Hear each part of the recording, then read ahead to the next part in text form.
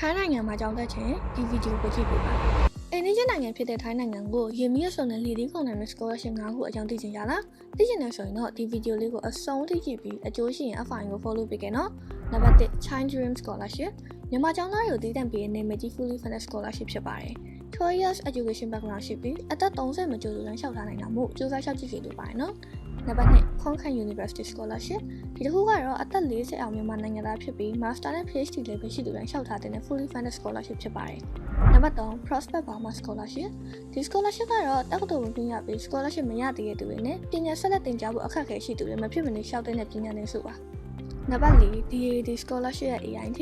ထိုင်းနိုင်ငံရဲ့နာမည်ကြီး AIT တက္ကသိုလ်မှာ Master Degree ကို DAAD Scholarship အရယူပြီးတက်ခွင့်ရမယ်ဆိုရင်စိတ်ဝင်စားလား။ဒါဆိုဒီတစ်ခုကိုရှောက်ကြည့်ဖို့တိုက်တွန်းမရစေနော်။လုံးဝ fully funded ပါ။နံပါတ်5 TFL Undergraduate Scholarship ထိုင်းနိုင်ငံကိုအလုပ်တကြီးထွက်ဖို့နေထိုင်ခွင့်ရဖို့ဗီဇာရဖို့စူးစမ်းနေတဲ့သူဆိုရင်ချင်းမိုင်တက္ကသိုလ်ကပေးရဲ့ Thai Language Scholarship လေးရှိပါတယ်နော်။သူ့ဘက်ကအကြောင်းစိတ်နဲ့လင်းစေပြီးတဲ့အတွက်ကျန်တဲ့နေစားစိတ်လောက်တာပုံပြမှာဆိုတော့စိတ်ကူမလွယ်တင်ပါဘူးနော်။ဒါအပြင်ချင်းမိုင်မျိုးမှာတက်ရမှာဆိုတော့ရေကန်အသစ်ကြာအသစ်မှာပဲ။အခုပြပြသွားတဲ့ scholarship 9ခုအကြောင်းအသေးစိတ်ကိုလေ FI page မှာတင်ထားပေးတာမို့လို့တေချာဖတ်ပြီးအိမ်မက်တွေစီအရောက်လှမ်းကြဆိုနော်။